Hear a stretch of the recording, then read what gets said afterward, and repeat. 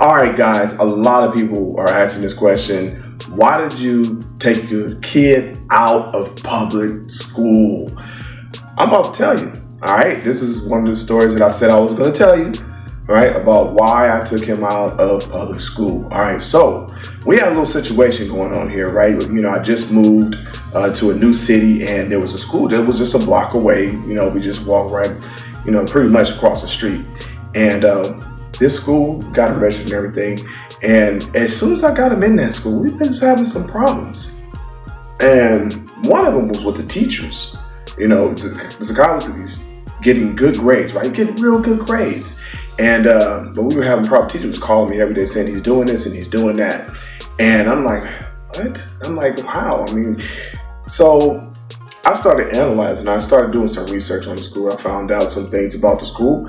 And the next thing you know, my son said, Dad, this kid is bothering me all the time. I said, what is he doing, son? What is he doing to you? He said, he just keeps following me, stands in front of me. He says certain comments to me that's not appropriate. I said, oh, so he's trying to bully you, huh? Okay. I said, Zakai, do me a favor. I said, do not touch him.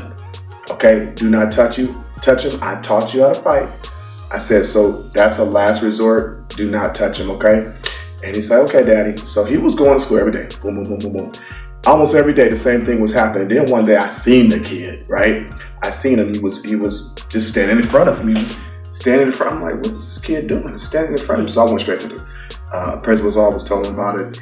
And they said, okay, yeah, we're going to watch the tape and everything. The kid, that school wasn't really doing too much of anything.